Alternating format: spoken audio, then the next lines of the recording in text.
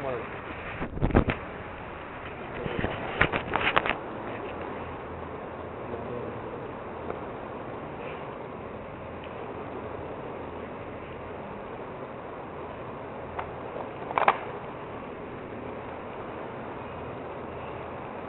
بالله من الشيطان الرجيم. بسم الله الرحمن الرحيم. قل إن كنتم تحبون الله فاتبعوني يحببكم الله ويغفر لكم ذنوبكم والله غفور رحيم. قل أطيعوا الله والرسول فإن تولوا فإن الله لا يحب الكافرين. إن الله اصطفى آدم ونوحا وآل إبراهيم وآل عمران على العالمين ذرية بعضها من بعض والله سميع عليم.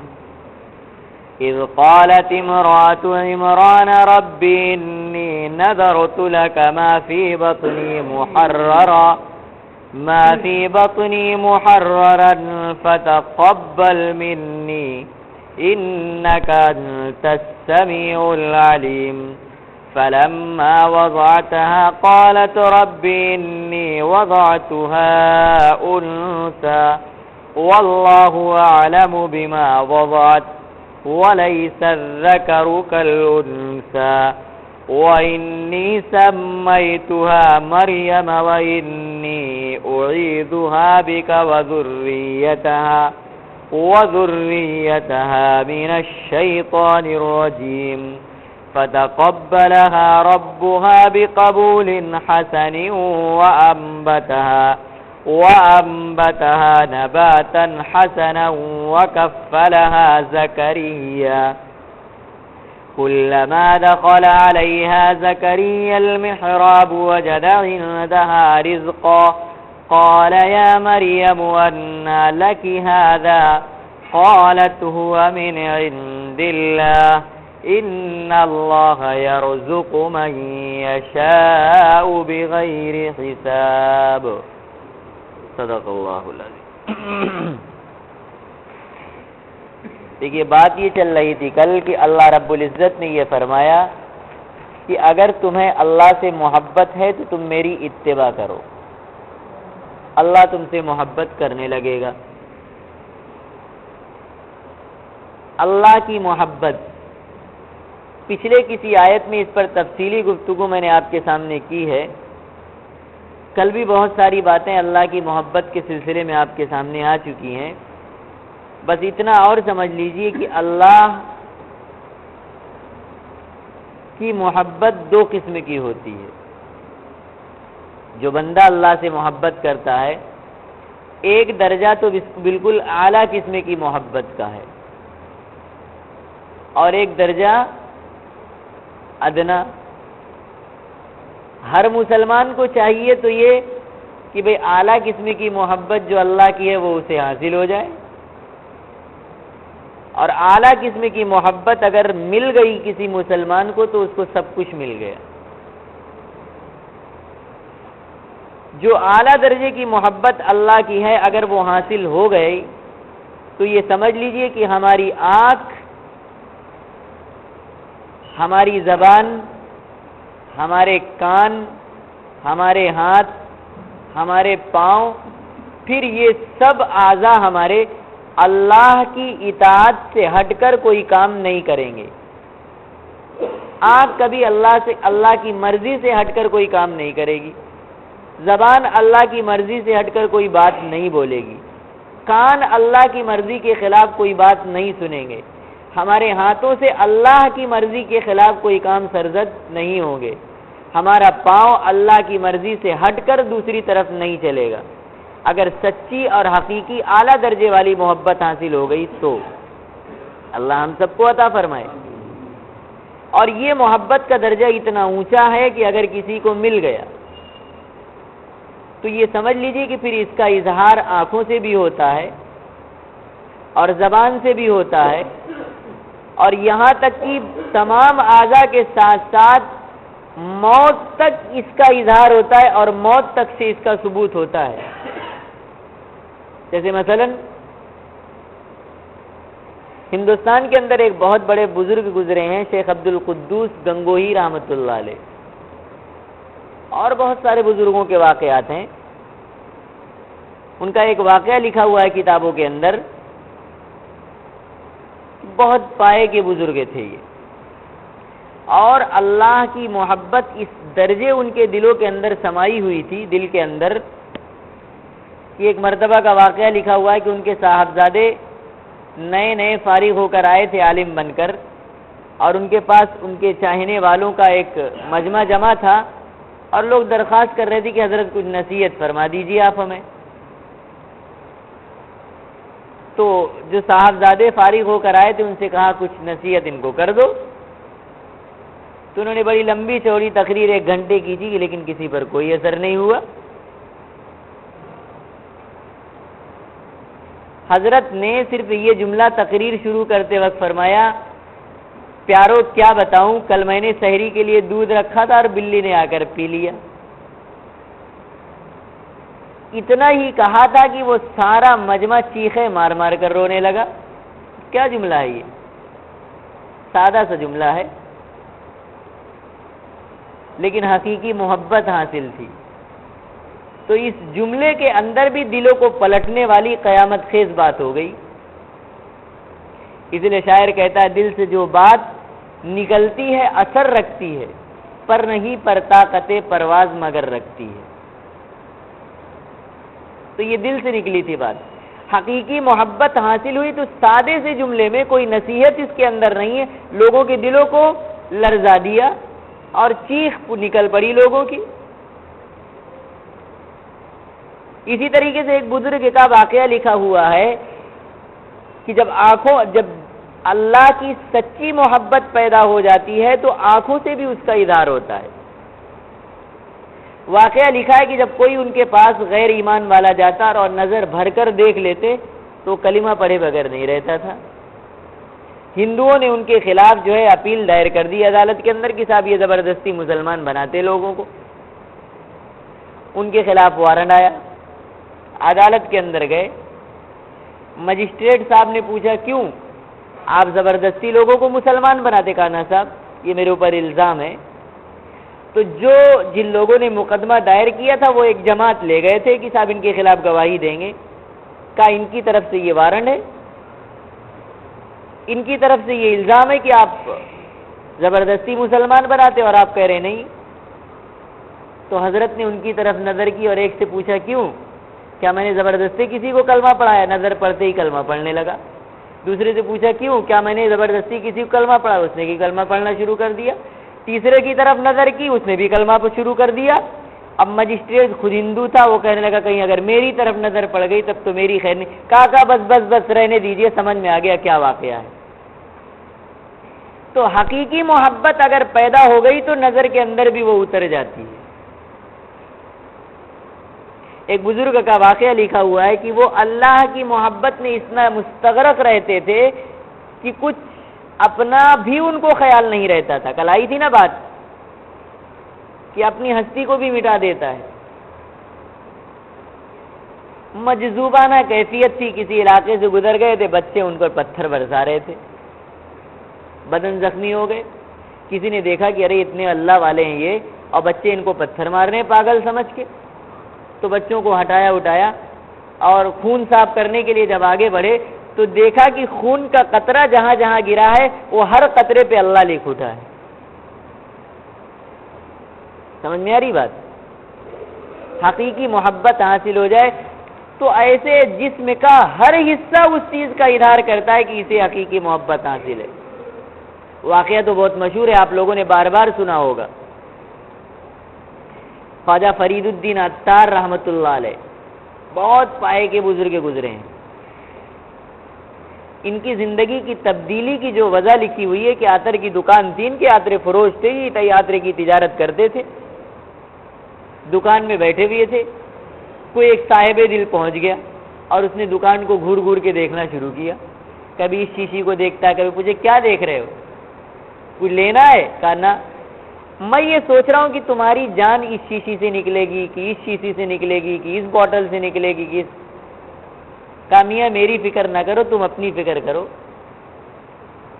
کہ تمہاری کیسے نکلے. کہا میری کیسے نکلے گی بتاؤں؟ لا الہ الا اللہ پڑھا اور وہی لیٹ گئے چادر ہو کے اوڑھ کر، روح قبضے ہو گئی. مرتے وقت بھی اس کا اظہار ہو جاتا اگر سچی. یہی واقعے نے فرید الدین عطار کو پھر فرید الدین عطار بنا دیا اور ان کی زندگی کی کایا پلٹ گئی، پائے کے بزرگ بن گئے. سمجھ میں آئی بات؟ تو ایسے بے شمار واقعات ہیں. سچی محبت جن کو ملی تھی ایسے بے شمار ان کے واقعات ہیں. تو اللہ تبارک و تعالیٰ نے یہاں پر اپنی محبت کا مطالبہ کیا ہے. اللہ سے محبت پیدا کرو، اللہ ہمیں سچی محبت نصیب فرمائے. یہ تو ہوئی وہ محبت جو بندوں کی طرف سے ہوتی ہے.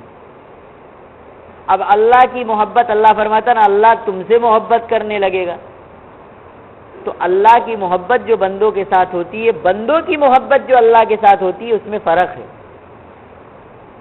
میں نے کہا نا بندوں کی محبت استغراق، دل کی اس کیفیت کو کہتے ہیں کہ سب طرف سے اس کا دل ہٹ کر اسی محبوب میں لگ جائے جس سے وہ محبت کر رہا ہے. لیکن اللہ کی محبت جو بندوں کے ساتھ ہوتی ہے اس طریقے سے تھوڑی. پہلی بات تو اللہ دل ہی سے پاک ہے نا. یہ اہل سنت والجماعت کا عقیدہ ہے. اللہ کا دل، ہاتھ، پاؤں، یہ اللہ ان تمام اعضاء سے پاک اور منزہ اور مبرہ ہے. دل ہی سے پاک ہے تو پھر اللہ کے دل کو دوسرے کی طرف سے ہٹانے کیا مطلب؟ انہماک اور تصور اور استغراق اور میلان یہ سب سے پاک ہے. بس اللہ کی بندوں سے محبت ایک سادے سے انس کا نام ہے جو بندوں کو اپنی طرف کھینچ لیتا ہے. اور پھر بندے کو جب اللہ کی محبت مل گئی تو بندہ دوسری طرف سے خود بخود اللہ کی طرف کھینچ جاتا ہے. اور اگر غور کیا جائے تو بندے کی اللہ سے جو محبت ہوتی نا، یہ در حقیقت اسی اللہ کی محبت کا نتیجہ ہے، اللہ کی محبت کا سایہ ہے. جب بندہ اللہ کی طرف سے اللہ کی محبت کی وجہ سے کھنچ جاتا ہے تب خود بخود اللہ کی محبت بندے کے دل کے اندر پیدا ہو جاتی ہے. اور یہی محبت حقیقی ہے. سمجھ میں آئی بات؟ اور ایک ہوتی ہے محبت صفاتی، ایک محبت ذاتی ہوتی ہے اور ایک محبت صفاتی ہوتی ہے.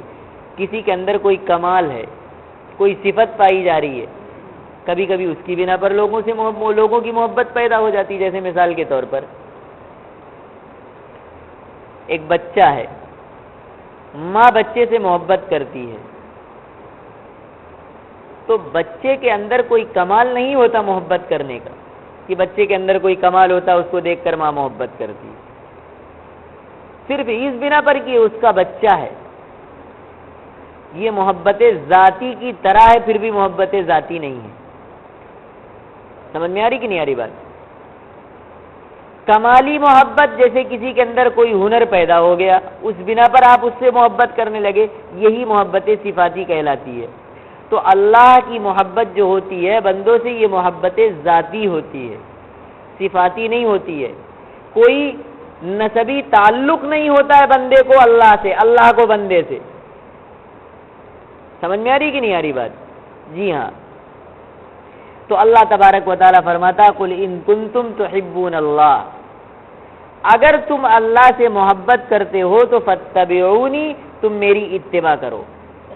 یعنی دنیا کے اندر اللہ تبارک و تعالیٰ اپنی محبت کا معیار بتلا رہا ہے کہ اگر نبی کی اتباع میں تم کامل ہو تو سمجھا جائے گا کہ اللہ کی محبت میں تم کامل ہو، اور نبی کی اتباع کے اندر کمی ہے تو سمجھ لینا کہ تمہاری محبت اللہ کے ساتھ کامل نہیں بلکہ جھوٹے ہو تم اپنی محبت کے دعوے میں. پھر آگے اللہ فرماتا ہے یحببکم اللہ، اللہ تم سے محبت کرنے لگے گا. ویغفر لکم ذنوبکم،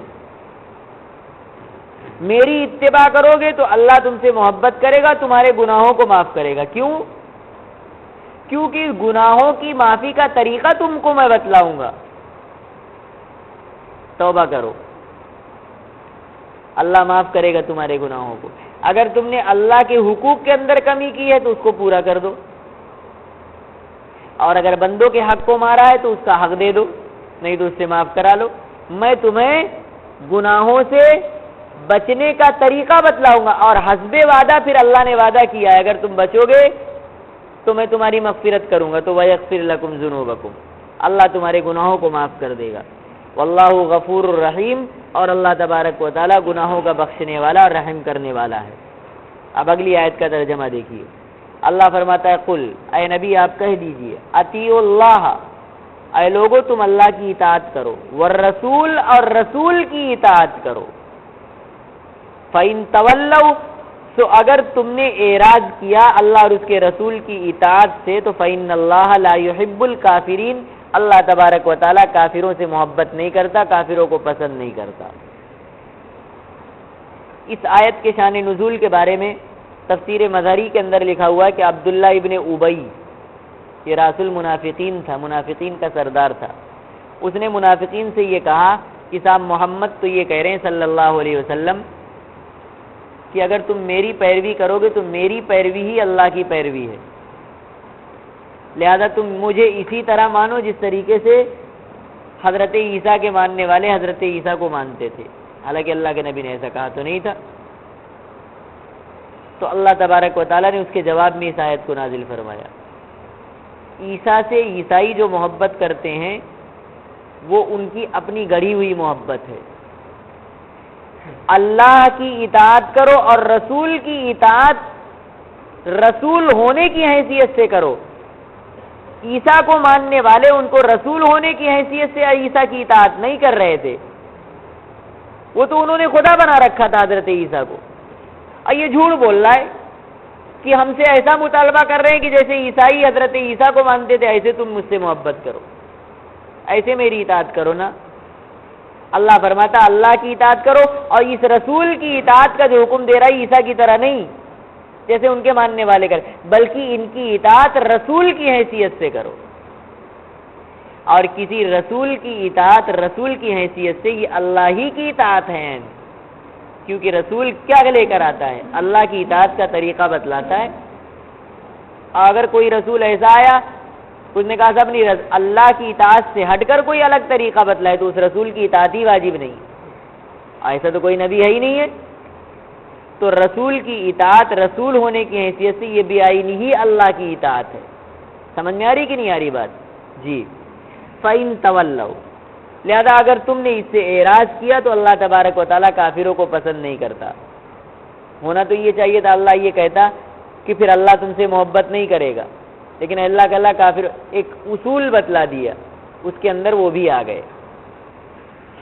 اب اگلی آیت دیکھیے، اللہ فرماتا ان اللہ اصطفیٰ آدم، ان اللہ بے شک اللہ اصطفیٰ چن لیا، اللہ نے منتخب کر لیا، آدم حضرت آدم کو، ونوحن اور حضرت نوح کو، وآل ابراہیم اور ابراہیم کی اولاد کو، وآل عمران اور عمران کی اولاد کو، علی العالمین ساری دنیا والوں پر۔ کیسے چنا؟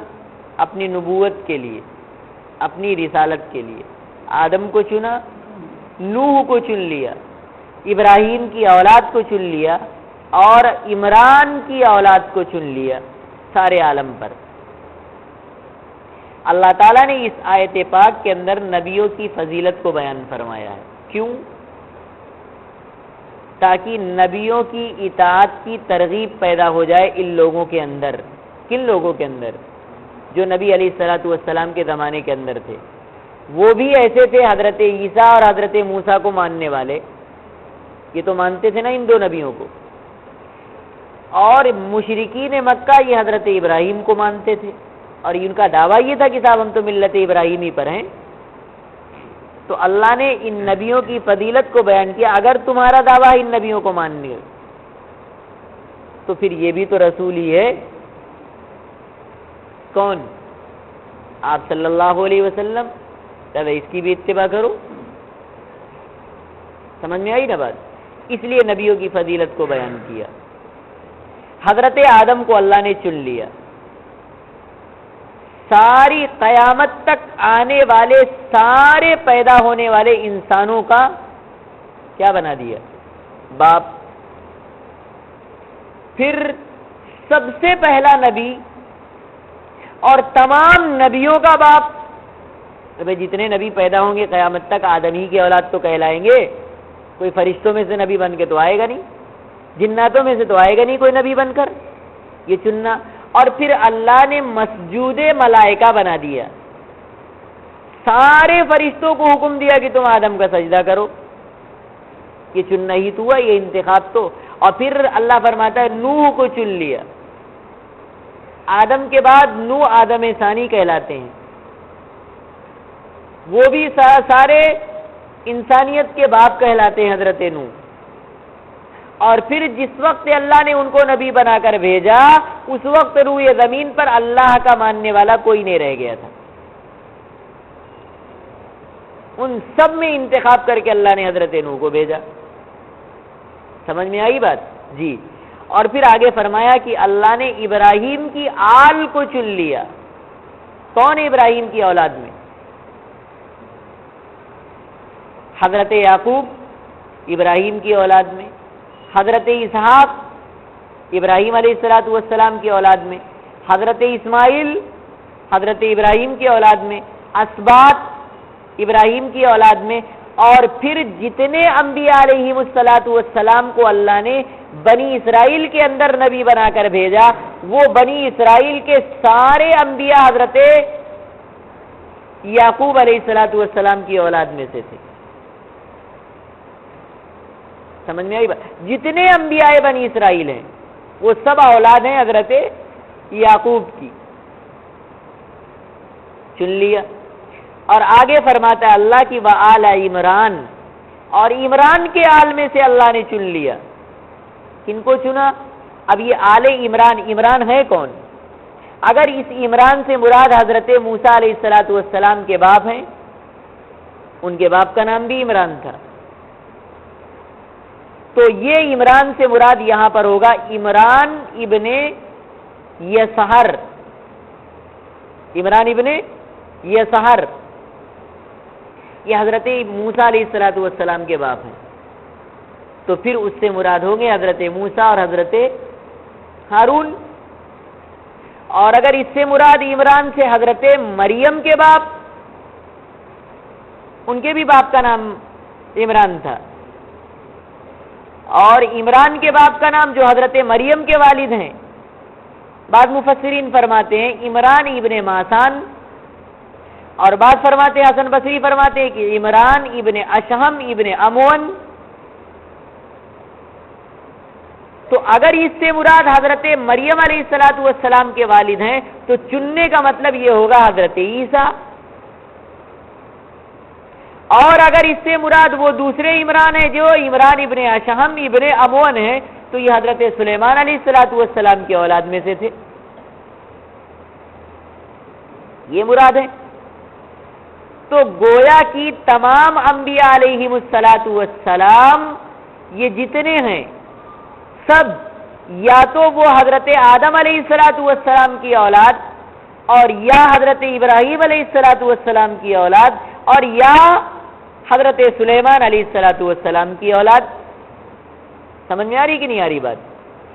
آگے اللہ فرماتا ہے ذریۃ بعضھا من بعض.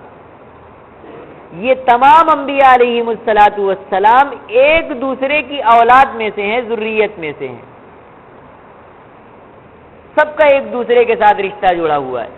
اب یہ رشتوں کی بنیاد یا تو ان کا آپسی اتحاد اور یا شرف ذاتی, اللہ تبارک و تعالیٰ نے ذاتی طور پر ان سب کو بزرگی عطا کی, اور یا یہ کہ نسب کے اعتبار سے یہ سب ایک دوسرے سے تعلق رکھتے ہیں. جب سب ایک دوسرے کے ساتھ جڑے ہوئے ہیں تو محمد الرسول اللہ صلی اللہ علیہ وسلم بھی اے لوگوں یہ اسماعیل کی اولاد میں سے ہیں. باپ دادا میں اللہ نے نبوت عطا کی تھی ان کو, تو اگر ان کو نبی بنا دیا تو یہ کیا بعید بات ہے. کچھ لوگ آپ کو نبی ہونے میں اسی شک میں تو مبتلا تھے کہ بنی اسرائیل میں نبوت چلی آ رہی تھی, یہ اسماعیل میں کیسے چلی گئی. تو اللہ یہ فرما رہا ہے کہ خاندان ان کا نبیوں کا رہا ہے, اوپر باپ دادا میں نبوت چلی آ رہی تھی, تو اگر میں نے ان کو نبوت دے دیا تو کیا بعید بات ہے, لہذا مانو. سمجھ میں آ رہی کہ نہیں آ رہی بات؟ جی. واللہ سمیع علیم، اور اللہ تبارک و تعالی سننے والا اور جاننے والا ہے۔ بات سمجھ میں آ گئی؟ اب اگلی آیت دیکھیے، اللہ فرماتا اذ قالت امرأۃ عمران، یاد کیجئے اس وقت کو جب کہا عمران کی بیوی نے، اذ قالت جب کہا امرأۃ عمران، عمران کی بیوی نے، ان کا نام تھا حنہ، بیوی کا نام تھا حنہ، اور ان کے والد کا نام بھی میں لکھ کر لایا تھا، حضرت عمران کی بیوی جو تھی ان کے والد کا نام قاقود تھا، حنہ بنت قاقود۔ یاد کیجئے اس وقت کو جب کہا عمران کی بیوی نے، ربی اے میرے رب، انی نذرت، بے شک میں نے نظر مان رکھی ہے، اللہ کا تیرے لیے، معافی بطنی کی جو کچھ تو نے میرے پیٹ کے اندر پیدا کیا ہے، حمل ہے، محررن، اس کو میں دنیا کے سارے جھمیلوں سے آزاد رکھوں گی، یہ نظر مانی، فتقبل منی، لہذا اے میرے پروردگار تو میری اس نظر کو قبول کر لے، انک انت السمیع العلیم، بے شک تو سننے والا اور جاننے والا ہے۔ دیکھیے اس آیت پاک کے اندر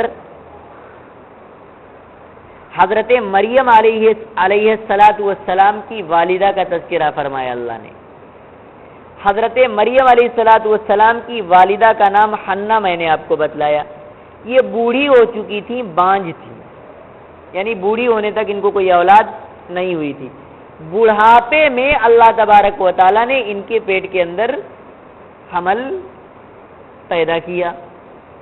ان کے شوہر، ان کا نام تھا عمران، یہ بیت المقدس کے امام تھے، انہوں نے نظر مانی کہ اے پروردگار یہ بڑھاپے کے اندر جو تو نے مجھے بچہ دیا ہے، حالت حمل سے جو میں ہوں، اگر تو نے اس کو لڑکا بنا کر پیدا کیا، اور میری خواہش یہ ہے کہ تو اسے لڑکا بنا دے، اگر تو نے پیدا کیا لڑکا بنا کر تو میں اس بچے کو دنیا کے سارے جھمیلوں سے آزاد رکھوں گی، اپنے کسی کام کے اندر اس کو استعمال نہیں کروں گی، بیت المقدس کے خدمت کے لیے اس کو وقف کر دوں گی، اس بچے کو۔ اور اس شریعت کے اندر حالت حمل میں صرف اگر بچہ لڑکا پیدا ہو تو اس قسم کی نظر ماننا صحیح تھا، بلکہ بعض حضرات نے تو یہ لکھا ہے کہ جتنے انبیاء پیدا ہوئے تھے اس زمانے کے اندر سب کی کوئی نہ کوئی اولاد بیت المقدس کے لیے وقف تھی، تو انہوں نے نظر مان لیا۔ ہماری شریعت کے اندر جب تک بچہ پیٹ کے اندر ہے اس قسم کی کوئی نظر ماننا درست نہیں ہے۔ کیوں؟ کیونکہ اللہ کے نبی علیہ السلام نے فرمایا کہ جس چیز کے آپ مالک نہیں ہیں ابھی، اس چیز پر آپ کو اختیار حاصل نہیں ہے، حمل کے آپ مالک نہیں ہیں ابھی پیدا ہونے سے پہلے، اس لیے اس پر نظر ماننا بھی صحیح نہیں ہے۔ اس شریعت کے اندر جائز تھا تو انہوں نے نظر مان لی کہ اگر اللہ تو نے مجھے لڑکا عطا کیا تو میں اس لڑکے کو بیت المقدس کی خدمت کے لیے کیا کر دوں گی؟ وقف کر دوں گی، یہ نظر مانی۔ جب پیدا ہوا تو کیا؟ اگلی آیت دیکھیے، اللہ فرماتا ہے فلما وضعتها، پس جب انہوں نے اس حمل کو جنا تو قالت ربی انی وضعتها انثى، کہنے لگی اے پروردگار میں نے تو نظر مانی تھی کہ اگر تو نے مجھے لڑکا دیا تو میں بیت المقدس کی خدمت کے لیے وقف کر دوں گی، یہ تو نے مجھے بچی دے دیا۔ قالت، کہنے لگی انی، اے میرے رب یقیناً، وضعتها، میں نے جو جنا ہے انثى، وہ تو لڑکی ہے۔ حسرت بھرے الفاظ میں کہنے لگی اب کیا ہوگا؟ نظر تو میں نے مان لی تھی لیکن لڑکی دیا تو نے، اب کیا ہوگا؟ لڑکی تو کو تو بیت المقدس کی خدمت میں لگا نہیں سکتی، یہ تو لڑکوں کے لیے ہے۔ بڑی حسرت میں یہ جملے کہے انہوں نے، تو اللہ فرماتا ہے واللہ اعلم بما وضعت، حالانکہ اللہ جانتا ہے کہ انہوں نے کیا جنا ہے. وَلَيْسَ الذَّكَرُ كَالْأُنثَىٰ، اللہ فرماتا ہے کہ نہیں ہوتا وہ لڑکا جس کو تم نے مانگا تھا مجھ سے، کَالْأُنثَىٰ، اس لڑکی کی طرح جو تم نے جنا ہے. وہ لڑکا اس کے ٹکر کا نہیں ہوتا جو تم مانگ رہی تھی. یہ لڑکی جو میں نے دیا یہ بڑی فضیلت اور بڑی عظمت والی ہے. ایک نبی پیدا ہوگا اس کے وطن سے، اور عجیب و غریب طریقے سے پیدا ہوگا، اور اس کے حالات عجیب و غریب ہوں گے کہ بے موسم پھل ملے گا اسے. تو جس لڑکے کو تم نے مانا ہے وہ اس کی ٹکر کا نہیں تھا، اس لیے تم کو وہ لڑکا عطا نہیں کیا گیا، لڑکی دیا میں نے. سمجھ میں آئی بات؟ وَإِنِّي سَمَّيْتُهَا مریم، اور پروردگار یہ جو میں نے زنا ہے میں نے اس کا نام رکھتی ہوں مریم. وَإِنِّي أُعِيذُهَا، اور بے شک میں اس کو پناہ میں دیتی ہوں تیرے اور اس کی اولاد کو، من الشیطان الرجیم، شیطان مردود سے. اس کے اندر اور بھی کچھ باتیں سمجھنے والی ہیں، وہ انشاءاللہ میں کل آپ کو سمجھاؤں گا. دعا کیجیے اللہ تبارک و تعالی ہمیں قرآن پاک کی صحیح سمجھ نصیب فرمائے اور اس پر عمل کی توفیق عطا فرمائے. اللهم صل على سيدنا وشفيعنا وحبيبنا ومولانا محمد وعلى آل سيدنا ومولانا محمد وبارك وسلم. ربنا آتنا في الدنيا حسنة وفي الآخرة حسنة وقنا عذاب النار. اللهم احفظنا من كل بلاء الدنيا وعذاب الآخرة. اهدنا الصراط المستقيم صراط الذين أنعمت عليهم غير المغضوب عليهم ولا الضالين. وصلى الله تعالى على خير خلقه محمد وعلى آله وأصحابه أجمعين برحمتك يا أرحم الراحمين.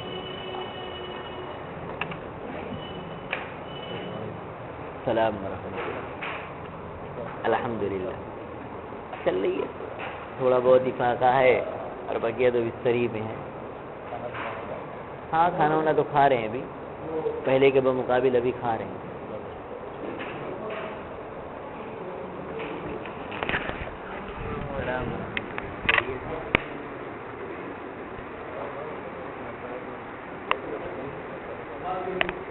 کاروبار کے اندر فقہا نے منع کیا.